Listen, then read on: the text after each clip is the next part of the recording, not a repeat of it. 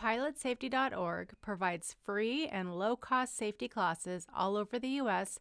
with help from Avemco Insurance, the national sponsor of the FAA Wings program. Our speaker today is Gary Reeves from PilotSafety.org. Gary has over 7,800 hours, is an ATP, and a Master Flight Instrument Multi-Engine Instructor. He is a lead rep for the FAA safety team and speaks for free at every large national convention. Of the 112,000 instructors in the U.S., less than 800 have ever been named Master Instructor. Gary is one of only 9 from the great state of Texas. Gary was chosen to be the only national training provider for 2 huge companies in aviation, Aviation and Genesis. He is the top national expert in single pilot IFR, using autopilots, ForeFlight, Aviation, and Garmin avionics. Gary travels all over the world from Alaska to Australia to help pilots master single pilot IFR. He has trained aircraft owners and airline crews in everything from small single-engine piston turboprops and jets. Please welcome the guy in the pink shirt, the 2019 FAA National CFI of the Year, Gary Reeves.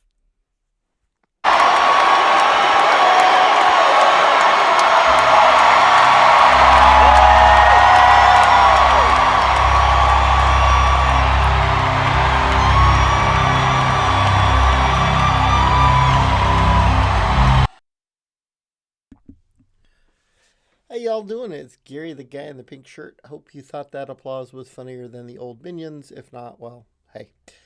So, coming to you live from my recording studio in Decatur, Texas. Thanks for joining us today. I would particularly like to invite everyone listening to join the FAA safety team. A lot of people believe that the FAA safety team is only for flight instructors or only for employees of the FAA. Actually, neither one is true. Most of the FAA safety team members are volunteers, and you've never had to be an instructor. One of the people that made the biggest difference on the planet was a private pilot that was a member of the FAA safety team in SoCal, where I started. So if you are against aircraft accidents, you want to make GA safer, and you'd like to help, we'd love to have you. Just go over to the FAASafety.gov website and click to apply. This series of webinars is sponsored by my friends over at Genesis S-Tech Autopilots. Genesis makes a lot more than autopilots, but that's what they're most known for. The 3100 is the digital 3-axis version, and the S-Tech 55X is the 2-axis autopilot, which is what I have in my airplane, and in my opinion, the best autopilots out there. So before I get started, I want to tell you about the law of primacy. The law of primacy is true in all learning, but it seems to be strongest in aviation people. The law of primacy says this: what you learn first, whether it's right or wrong or changes, you'll always believe is true, and you will teach others. Classic example is red light at night. Red light at night is total garbage. It's been proven a myth for decades. But I bet you all, just like me, have red flashlights. I have about 30 of them. The only appropriate light at night, and it's been proven over and over in medical studies, is just white that you dim down. So if I say something different than you've been taught before today, is it wrong or is it just different? it is hard sometimes to emotionally separate yourself. A lot of people, when you challenge their primacy beliefs, actually get emotionally upset. Classic example is I was teaching at a large national convention, and I believe that people in single pilot IFR should drop their landing gear 5 miles before the initial approach fix. Now wait, just hear me out. If you drop your gear early, it's a speed reduction device. It slows the whole approach down. You're guaranteed the gear is down, locked, and safe, and then you have more time to make every decision. Well, I said this at a national convention, and somebody absolutely lost it. They said that's wrong, and if you put the gear down early, you're going to cause people to stall spin. What? No. Putting the gear down does not cause stall spins. It makes the airplane more stable. But it was against what he had been taught and what he had taught for 20 years. Therefore, it was wrong. Well, it's not. It's just different. But what I'd like you to ask all of our listeners today, have an open mind and let me teach a slightly different way and then decide what's best for you. So let's talk about the first thing I'd like to say. Don't mark up the chart you think you're going to use. Mark up all the charts. But I know the weather before I go. I know I'm going to shoot the RNAV 13 at Ardmore. What if there's a wind change? What if there's a GPS outage? What if the ILS then becomes out of service? Well, no big deal. If there's a wind change, I've got the RNAV 31 marked. If there's a GPS outage, I'm going to shoot the ILS. If the ILS then becomes out of service, I got the VOR marked up. So I just mark up all the plates I can legally shoot. One of the key differences between a professional pilot and an amateur in this case is a professional pilot is prepared for anything, not just what they think. And that's all about expectation bias. Number 2, get off the Victor Airways. I know you were taught to file the Victor Airways when you learned IFR because your instructors were taught to file Victor Airways when they learned IFR, who were taught by their instructors to file the Victor Airways when they learned IFR because we didn't have GPS 25 years ago. This is one of those things that just keeps sticking around. 99% of air traffic controllers don't want you anywhere near the airways. You're just clogging up the system. It's the most congested airspace. And the problem is the more often you file Victor Airways, the more you're interfering with somebody else. And to maintain minimum spacing, they then start giving you amended clearances. Let me know when you're ready to copy. Let me know when you're ready to copy. Well, the more you change things in flight, the more decisions you have to make, and that's going to cause problems later too through something called decision fatigue. I file GPS Direct all over the world.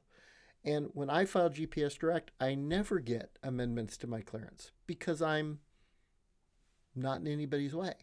There are exceptions to every good Gary Pink rule. There are some really good exceptions.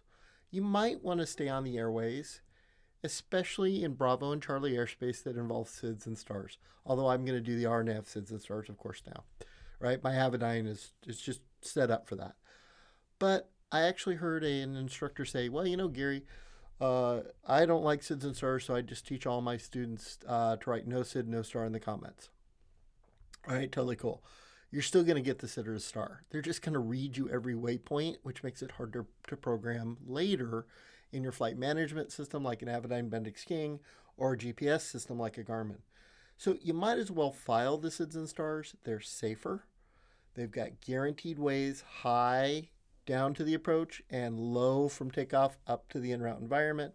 And they're designed for traffic flow that makes everybody's life easier if you file the SID and stars. In mountainous terrain, I will often use Victor Airways. A, don't fly in the mountains without a formal mountain flying course. But B, in mountainous terrain, I will absolutely use the Victor Airways because they're kind of going through the low passes anyway, or to go around MOAs. What's really weird is VFR, you go through a MOA, but they route you around restricted. IFR, you go right through the middle of restricted area, but you got to route yourself around the MOA. The reason they're going to route you around the MOA if you don't flight plan around the MOA is because they can't protect you. They can't maintain separation when they're not controlling everybody in that particular airspace. So mountainous terrain are to go around MOAs and in certain very busy congested airspace. And I'll show you examples of all of those.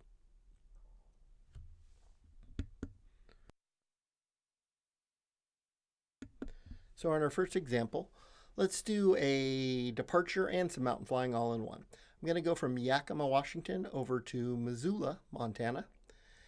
And I normally start planning on a VFR sectional chart. I just put Yakima space GPS direct Missoula at 11,000 feet. And I want to leave in 3 hours. 4 hours, okay. Click. Now, GPS is great, except there's some high mountains between me and there. So what I'm going to do is I'm going to look at my profile view and go, ooh, yeah, even ForeFlight says I'm going to hit something. That's not real great. Okay, so no problem. Let's change it to an IFR low. If I go GPS direct through the quadrant right there, I'm supposed to be at 12.3 or higher. Well, I want to file at 11,000. So if I use this Victor Airway, well, that's 13,000. But if I use Victor 2 or Tango 268, I only have to be at 9,600 or higher, so I could file at 11,000 going that way. So that's the one I want to use. So I'm just going to drag my line up to the Moulin Pass VOR, and then I'm going to add Victor 2 going to the Missoula VOR. So I'm just going to insert before Victor 2 space MSO. There's why I would use a Victor Airway going into mountainous terrain. Now let's pick a departure. Well, it looks like the Venus 7 is going our way. So I want to get out at Rubel, which is the closest thing to my route, and add that to the route. So what I've done is I've selected a departure, GPS direct to the beginning of a Victor Airway, and then into mountainous terrain. Other than that, I really do want to file GPS direct just to the initial approach fix of the procedure I'm going to shoot. So if I want to go from Decatur, Texas, to Flippin, Arkansas, which is a real town, by the way, and I want to do it at 7,000 feet, and I want to leave in 3 hours, poof. First thing I'm going to do is check for departure procedures out of Decatur, and there's nothing going north. Okay. Well, if there's not available, it's not available. So what I'm going to do is I'm going to drag that to a VOR along my route. Now, I know if I go to the Texoma VOR, I'm going to interfere with DFW traffic flow. So I'm going to go direct to the Ardmore VOR and then GPS direct to the initial approach fix. Well, which procedure am I going to need? Well, don't know. So what I'm going to do is I'm going to show Flippin and look at the weather. Right now the wind's 300 at 11, gusting 18.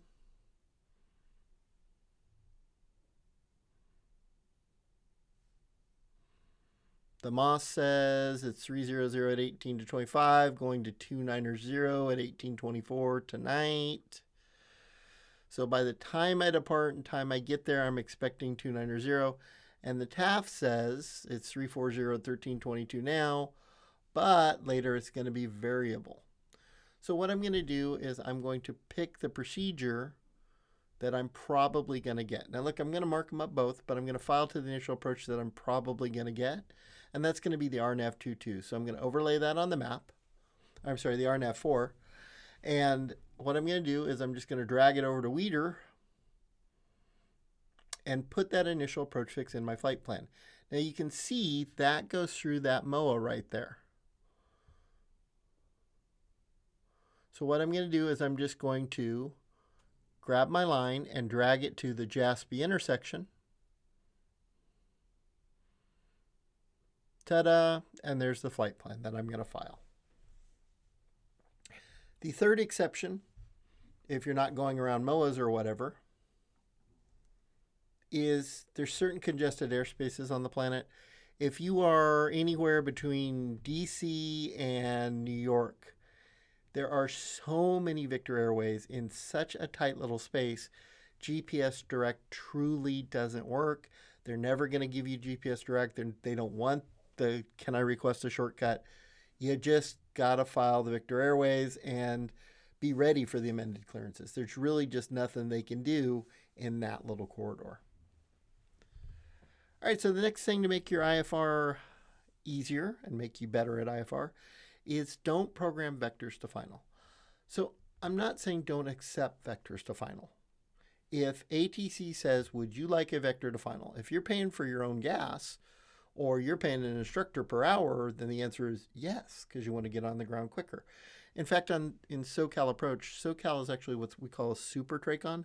They control over 2 million airplanes a year. They don't do anything but vectors to final because they need you off the scope. So I'm not saying I don't want you to accept the vectors to final. I'm just saying don't program it in your Garmin GPS system or your Avidyne or Bendix Advanced Flight Management System. Because when you activate vectors to final, you delete all the other waypoints. Then if ATC changes their mind and says, no, I'm sorry, I do need you to go to an initial or another fix, you've deleted it from the procedure and you now have to reload everything. So we want to avoid increasing workload in single pilot IFR. We always want to reduce it. So don't activate vectors to final. Accept vectors to final, but don't activate it. Let me show you what I mean on a classic SoCal approach. So here's a localizer DME 24 into Fullerton, and not much different than a GPS with a bunch of step downs. You have to be at or above 3,000 outside of 0. Outside of HAMIG, you have to be at or above 2,500. Outside of QD, you have to be at or above 2,000. On older GPS units, if you activate vectors to final, it will actually delete HAMIG and 0 completely off the map and just list a countdown to QD. Now you don't know when you can descend to 2,000. On more modern GPS and the advanced flight management systems, it'll still show those other waypoints on a map, but your legal countdown distance is only to QD. And if they change their mind, you have removed it from the flight plan. So this is an excerpt out of our G1000 training videos. And, the only complaint I've ever gotten about my training videos after all these years is occasionally somebody will go, well, your video is a little bit blurry. Well, yeah, because we film in real moving airplanes. We're not sitting in a studio. So let me show you what I'm talking about on a G1000 system. So I'm going to get ready for my final controller. I'm on flying a heading. They say fly this heading vectors to final.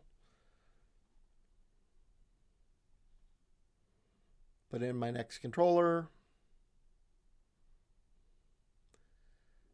Activate vectors to final. Now look, if I zoom out, you see all those waypoints are there, right? If I activate vectors to final, they're still there, but I'm only counting down to QD. If they say, I'm sorry, I need you to go to wiser or 0, I can't. Now I've got to reload the entire procedure. So always load the full procedure from an initial approach fix.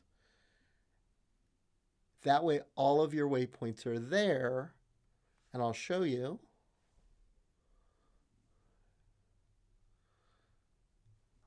Now all of your waypoints are there. So what you want to do is accept the radar vector and then just activate the leg you're going to intercept.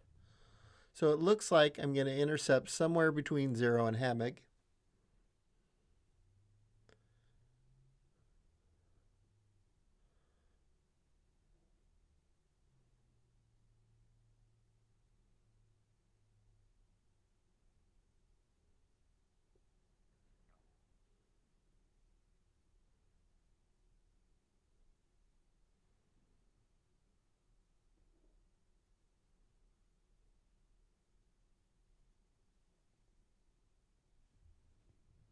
So I want to activate the leg to HAMIG. The way you do that on all systems is you highlight the end of the leg and then hit activate leg. Now it will auto sequence through, everything's wonderful, but if they change their mind, all the other waypoints are still there. So I'm a huge believer in ForeFlight, so this is just for the instructors in the room today. Dear instructors, from your buddy Gary, the guy in the pink shirt. from day one on the introduction flight, please show your students the iPad program of your choice. I use FAASTeam, and teach them how to use it on the very first flight. I used to own a big flight school in Los Angeles, and I would take people out on the very first, on a demo flight, and say, "Hi, this is FAASTeam. Look down. Do you see a big boat near your little blue moving plane? Yeah. Now look out your right window and find the big boat. I see it. Great." The iPad is a great way to teach the basics, to help people learn pilotage. The iPad is better at everything than manual or paper only, but only if you know how to use it. So many instructors around the country today say, "Well, I don't want you to use any iPads until after you get your private pilot." Well, here's the problem. If you say you can't use your iPad, you're hurting them on the check ride. The check ride, the ACS specifically says they need to show better than the average bear skills at situational awareness, avoiding airspace, avoiding traffic. All of that is better with an iPad. Here's the other thing. If you don't teach them how to use it right, the day they graduate and leave you, they're going to be heads down in the cockpit just looking for an accident, and they'll have no idea how to use it correctly. So you got to teach people how to use it before they need it. And my example is you need to, with a qualified instructor, practice using the iPad only to shooting instrument approaches. So is an iPad, and when I say iPad, I mean any tablet or handheld device. And when I say FAASTeam, I mean any program. But is an iPad with FAASTeam legal to use as your primary source of navigation to shoot a GPS approach? Yes, if you simply declare the Mayday. What are you gonna do if you're flying along single pilot IFR in IMC and you have a total electrical failure? You've lost all panel mount navigation and communication. You gonna dead reckon to the nearest VR and then fly an interior approach by dead reckoning? Or are you gonna use the iPad?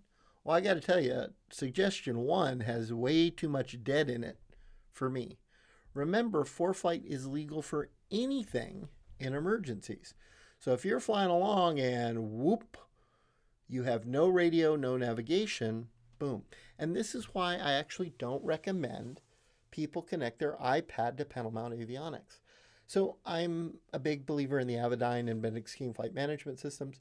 FAASTeam will Wi-Fi connect to my Avidyne system. It gets an AHRS, it'll share traffic, it shares flight plans. FAASTeam and Garmin Pilot will connect to Garmin products, and instant flight plan sharing. Yeah, I don't want that. The reason I don't want FAASTeam connected to my panel mount avionics is because if it's getting its GPS, weather, traffic, and AHRS from the panel, and you have an electrical problem, you haven't improved the situation. That's why I recommend everybody with FAASTeam have it Wi-Fi'd over to a Stratus 3 AHRS weather traffic source in the back of the airplane. Now, I do like the IFD 100 iPad app tied to my Avidyne, but it's a totally separate iPad and it's a totally different app. So the reason I recommend your iPad not be tied to the panel mount avionics is in case of electrical failure, not because it doesn't work. I just think it's safer, so it still has everything with no disconnect or delay in an emergency. If you can fly a glass panel approach, I guarantee with practice from a qualified instructor, you could fly this approach by hand. Now, I know it's a ground speed. I know it's a GPS altitude, but you could get down safely if you try it. And this is actually a little video segment out of our 14-hour FAASTeam video training and something I do to people on a 3-day training. So if you want to do 3 days with me, 20 hours of very intense training to be great 500 at IFR, not just okay, thanks FAASTeam. After 20 hours of training, I will turn off your panel when you are most exhausted, most tired, and make you land under the hood using your iPad only. See, it's not an emergency if you're trained to do it before you need it. But again, qualified master instructor and practicing it before you need it. So let's pick alternates. FAASTeam has a really cool alternate advisor that I don't use too much. And a lot of instructors still teach to pick your alternate near or after your destination. If you fly a 3-hour cross country and end up going missed, your fatigue and stress will be high. Adding another 30 minutes to that and another approach is probably not going to help you. So what I teach all my students to do is I try and pick a Bravo or Charlie airport along my route at least 50 miles before my destination. True or false? Everybody who ever died in an airplane would not have died in the airplane if they had stopped flying 20 minutes sooner. Correct. So what I want you to do is plan your alternate before your destination, and at that mark, add it to your flight plan and create a little weather decision point. So a minimum of 50 miles before your destination, if you figure out the weather at your destination is total garbage, instead of continuing into bad weather, you just stop early. Why do I pick a Class Charlie or Bravo airport? Because they're open 24 hours a day. They have a lot of runways, a lot of hotels, rental cars, and airline options to get out. Let me show you a real life example. So if I'm going to do a flight from Decatur, Texas over to Pensacola, Florida, and I've got my, departure procedure and then GPS direct to a VOR to avoid Samoas, really the best choice for an alternate is the Class Charlie of Mobile Regional, MOB, because it's before my destination and it's a nice Class Charlie airport.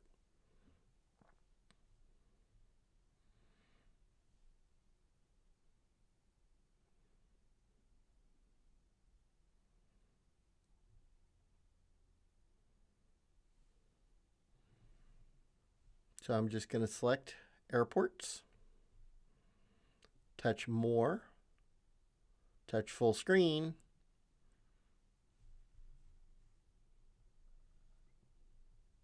touch procedures, and look at all those cool instrument approaches. So no matter what the wind's doing, I got a way in.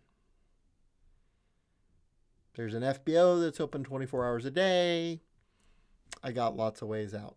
That's why I'm going to pick Mobile or the Class Charlie on my way 50 miles early. You'll never get hurt by stopping before you get into bad weather. See, lots of runways, lots of good places to go. So what I'm going to do is I'm just going to drag my flight plan and put that VOR right before Mobile into my GPS direct flight plan. And I'm going to make that my weather decision point. And even right on the 4-flight IFR chart, this is my weather decision point. So by putting it into my flight plan and actually writing on my map, this is the weather decision point, I know I have to get the weather at Pensacola before I pass this point. If the weather at Pensacola is bad, I'm then going to stop at my alternate. So let me show you why picking something early helps, because if we overlay the radar, putting an alternate past Pensacola may not work out. Putting an alternate too close to Pensacola may not work out. So you're putting it before you get into bad weather. Now, this is one of the most commonly skipped steps. If you have a Garmin GPS system, you have to check Garmin alerts. If you have an Avidyne Bendix King or you've paid Garmin an unlock fee where you get the better JEPPESEN stuff, you have to check JEPPESEN alerts. Many people update their nav databases and they never check to see if those procedures are legal to fly. There may be a procedure in your database that your Avidyne or Bendix King FMS system or your Garmin GPS system loads and is dangerous and totally illegal to fly. You must check the database alerts every time you update your databases.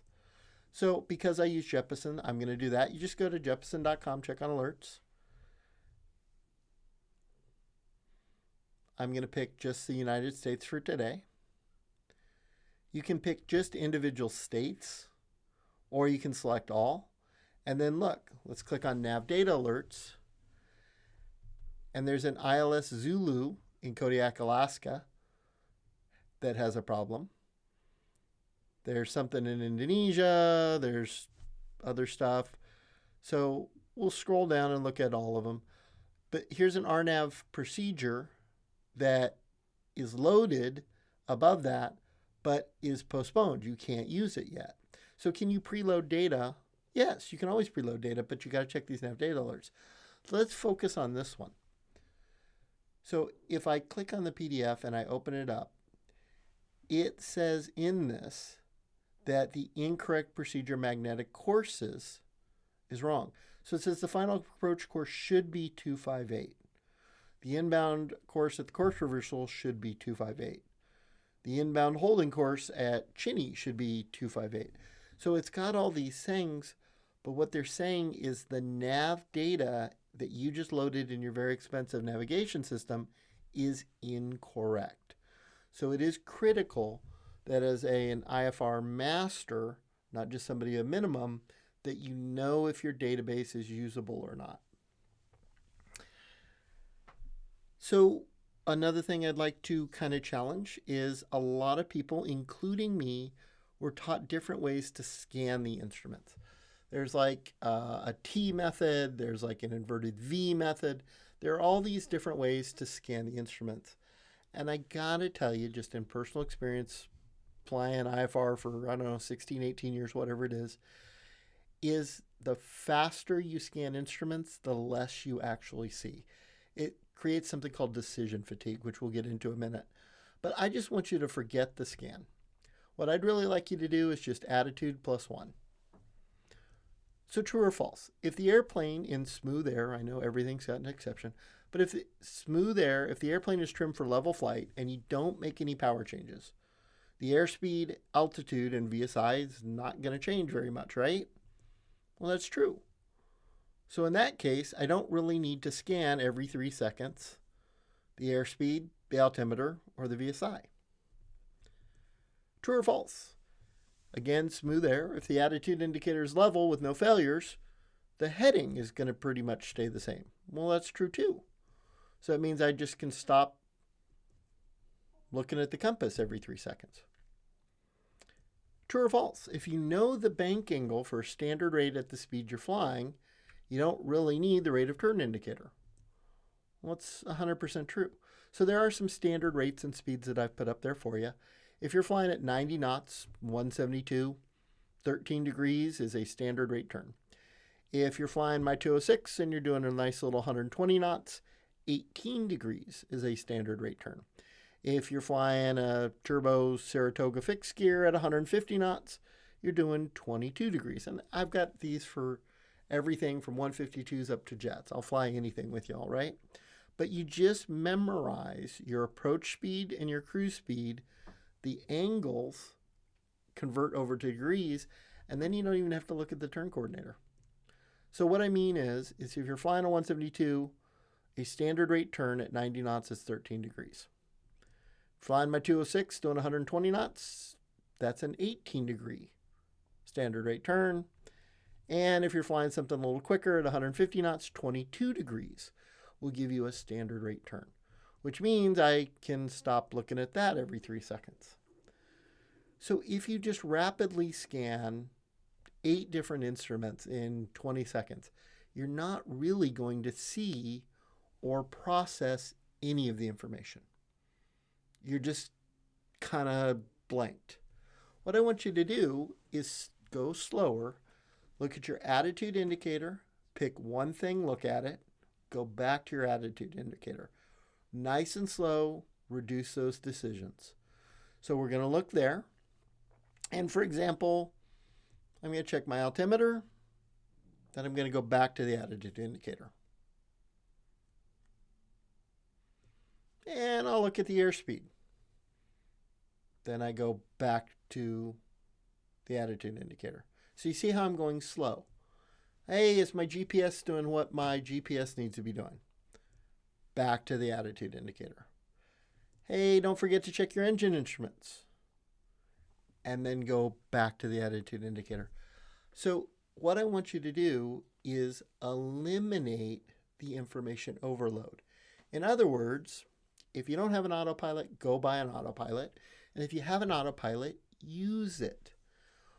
By slowing down the scan or using autopilots to eliminate unnecessary workload, you are guaranteed to be a safer pilot. So what I've been talking about all day long is by reducing workload, you're fighting something called decision fatigue.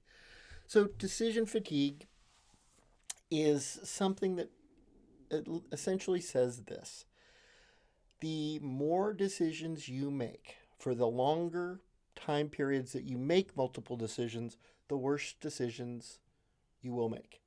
So some very, very smart, very wealthy people only have 2 or 3 wardrobes in their closet. Like Mark Zuckerberg, the guy from Facebook.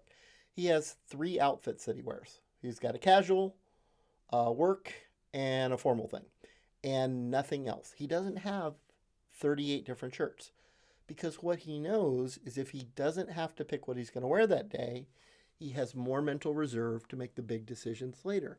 I know that's sounds kind of silly, but no kidding. If you go into my closet, there's 25 pink polos and then a couple casual t-shirts and 2 suits. Every day I wear a pink polo. Hey, it's good branding, GPS, Gary in the pink, but I don't have to make that decision. The problem with decision fatigue is it can actually lead people in scientific studies to something called decision avoidance, where they avoid making decisions completely. Read the accident reports. Have you seen the accident reports where pilots continued an instrument approach that was unstabilized, unsafe, into known bad weather? They couldn't make the decision to leave because they were too overloaded. Other forms of decision avoidance can, bypass trade-offs, and the emotional cost of decision making can include selecting the status quo option. And all this stuff is right out of scientific studies. I don't make any of this. This is why people in fatal accidents, you see their decisions get worse and worse and worse, and then they just stop making decisions completely and auger in. What's it look like? Well, if your brain is a battery, after 10 decisions in an hour, you're pretty good. After 20 decisions in an hour, your quality's going down a little bit. After 30 decisions in an hour, you don't have a whole lot of reserve. After flying single pilot IFR for 3 hours and making 30 decisions an hour, you will make really bad decisions.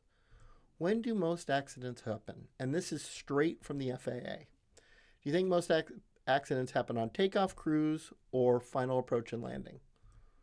Well, the FAA says the vast majority happen at the end of a flight. When is workload the highest? When you're shooting an instrument approach at the end of a flight. When is fatigue highest? When you're shooting an instrument approach at the end of the flight. So what's really, really interesting is I've heard a lot of very smart people saying people shouldn't use autopilots because they lose their hand flying skills and they need to hand fly more. That is totally wrong. The more you hand fly, the more gauges you have to watch, the more decisions you got to make. What you need to do is not think that autopilots are bad. People aren't having accidents because autopilots are bad. People are having accidents because they don't understand the autopilots. What would happen if autopilots were used correctly and more, but not less? Well, we'd see a reduction of fatigue, a reduction of workload, and that would create the reduction of accidents. So one of my favorite quotes, everybody, is, look, never keep a dog and bark for yourself. If you have an autopilot, don't hand fly the plane. I have an STEC 55X, which is the best autopilot available for my particular make model. I turn it on at 500 feet. I never hand fly anything. And it's amazing how much better I am at the end of a 3-hour cross country now. Supposedly, I'm the top international expert at single pilot IFR. You can certainly judge for yourself. But people hire me all over the world. And for 10 years, I've owned an airplane that did not have an autopilot because I was good enough just to hand fly. The day I put in my STEC 55X, my life got so much better. I'm not exhausted at the end of the flights. I'm not missing radio calls. I'm keeping my altitude better because, well, I'm not doing it. So the autopilot covers the easiest, highest mental workload part of flying, while you can look at the big picture. So don't hand fly an approach and waste brain power on the simple stuff if you have an autopilot. Why are you safer using an autopilot? Well, because there are things that are a lot more important than hand flying altitude, course, and heading, like running checklists, looking outside, checking the weather 50 miles ahead, managing the big picture, and I bet you guys have a bunch of other stuff that you can think of that are more important than fixating on an altimeter and a heading bug, right? Okay, so my next tip is load your takeoff alternate, or what I call an emergency approach. And if you're not familiar with takeoff alternate, this is something that a lot of the airlines have. And basically, let's look at me going from Decatur, just a short flight, up to, I don't know, let's go up to Wichita Falls. So I'm going to go north, and you'll notice FITMO, my initial approach fix for the procedure I'm going to shoot at Kickapoo downtown, is already loaded. If I'm going north because of the winds, I have to take off to the north. We've got runway 17 and 35 here. So I'm going to take off north. If I say, well, in an emergency, I'm going to come back to my home airport, that may not work out really well. Because if I had smoke in the cockpit, I'd have to turn around, do a procedure turn, come back around, and then land. That's a lot of extra flying. I think there's a better option. Since I'm going north, pretty close to Bowie, why don't we make our takeoff alternate or my emergency procedure at Bowie, and when I take off, I'm going to have that procedure preloaded. So I'm just going to touch details, scroll up, approach, RNAV 35, overlay that on the map. So instead of doing that big loop around, if I took off to the north and I had smoke in the cockpit or whatever, what I'm going to do instead is just make an easy left turn, vector myself onto final, and boom. Is it legal to vector yourself using ForeFlight as your primary method of navigation if you've declared an emergency because you have smoke in the cockpit? Yeah, anything is legal when you declare an emergency. So this is why I think you're a little bit safer loading your takeoff alternate or emergency approach. Now that means you got to mark up all those approach plates as well. So one of the biggest things, and we're kind of wrapping up, but one of the biggest things that's important is there are many differences between a professional pilot and an amateur, or a master and a minimums. So, our thing is mastery, not minimums. Well, a master or a professional pilot is always ready for the missed approach. I got to tell you, I'm always just a little bit surprised when I land. It's not that I can't land, it's not that I don't want to land, but I'm planning on the missed approach. An amateur or a minimums pilot is always going to expect to land and then is surprised by the missed. Well, at the end of a long IFR cross-country flight, at the end of an approach when you are most decision fatigued and your workload is highest, now is not the time to go, oops, and now we got to do something you're not ready for. So what we're fighting here is I want to change expectation bias. And what expectation bias is the tendency for pilots to believe and act on signs that agree with their expectations for completing a flight, and to disbelieve or ignore signs that appear to suggest otherwise. So how many times have you heard somebody had to get somewhere? They expect to get there. There was a guy here in Texas that died on his 7th attempt at the same instrument approach. Look, I got to tell you, if the first 6 times didn't work, right? Like, where are we going? But he expected to get there. And the fact that he didn't believe his procedures were getting worse is a sign of expectation to bias. So here's an expecting to land thing that is straight out of the NASA forms, the Aviation Safety Reporting System. And this is not me, I'm just going to read it to you. I have many hours and many approaches to minimums as a single pilot, but have flown very few missed approaches. Based on the TAF and current weather at the time of approach, I expected to break out well above minimums. I looked up, fully expecting to see the runway in sight for continuation and landing.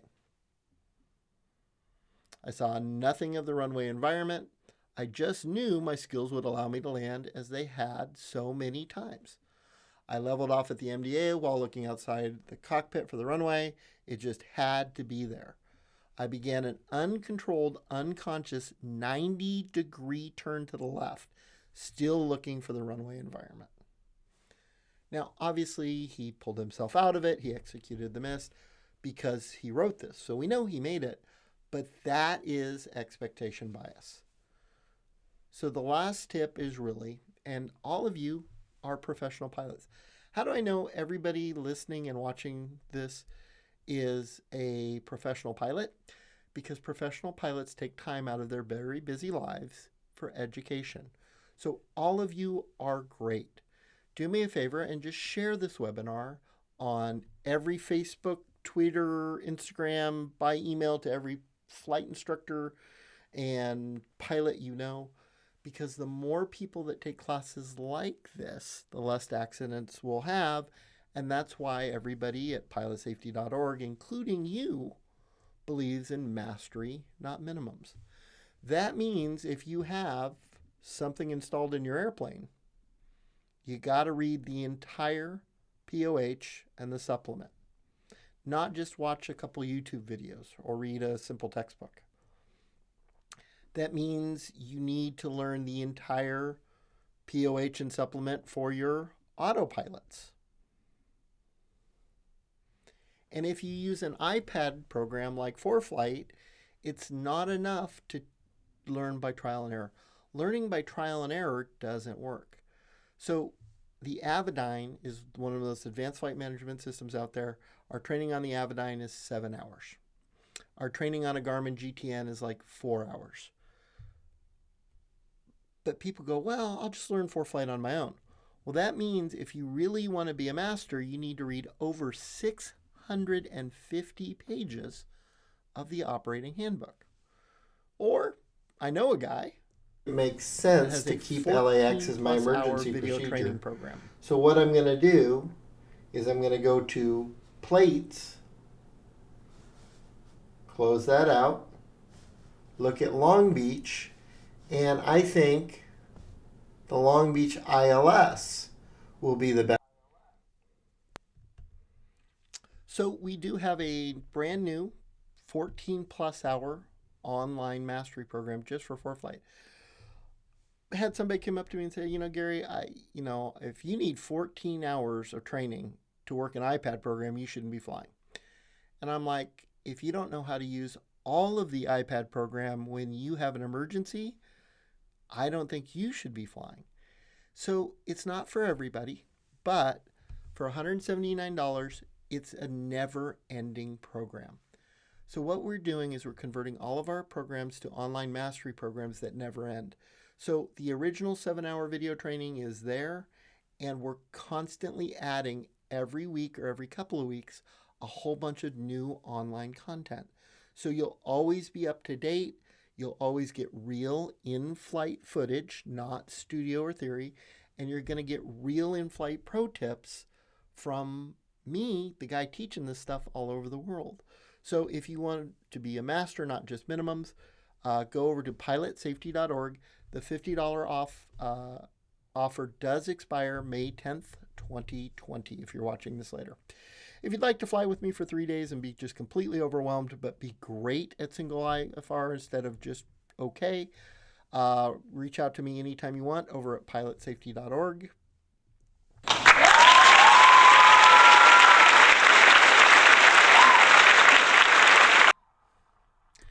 I'm just going to imagine you all at home clapping. I do appreciate you very much being on our webinar. Wings credit if you're watching this on the GoToWebinar platform and you're watching this anywhere between April 29th and May 2nd and you're doing it on the GoToWebinar platform of 2020, we will get you Wings credit within about 24 hours or by the end of April 3rd. It does take quite a bit of time to upload those. Please be patient. If you're watching this after those dates on a public platform like YouTube or whatever, Wings credit is not available. Now, I love doing the webinars, and we're going to have a lot more, so make sure you go over to pilotsafety.org and join us. But the thing I miss is the public interaction. So do me a favor. If you're walking through DFW or Detroit or a Walmart in Southern California, and you see a guy that looks like me and is wearing a bright pink shirt, do me a favor. Come up and say hi. It's the thing that makes my day. I love meeting really good pilots, and really good pilots are any people like you that take time off busy work and family schedules to get better educated. I would love to meet you in person. I don't care what I'm doing. If I'm out to dinner with the wife and you see a guy in a bright pink polo, come up and say hi and introduce yourself. I really would appreciate it. Now, over at pilotsafety.org, you can learn more about our video training just by clicking on the video training. And we have really great video training programs for Avidyne, Bendix King, Garmin, ForeFlight, of course, single pilot IFR. We do have a section specifically on ForeFlight. If you'd like to learn more about my 3-day IFR master training, and if you just have any questions or you ever want to contact us, just click contact us and send us an email. Y'all, thanks so much for being part of the pilotsafety.org Pink family. Thanks so much for being a believer in mastery, not minimums. And if I can ever do you a favor, reach out through our website and get a hold of me anytime. As always, fly safe. This is Gary, the guy in the pink shirt from Decatur, Texas, and we'll see y'all next time.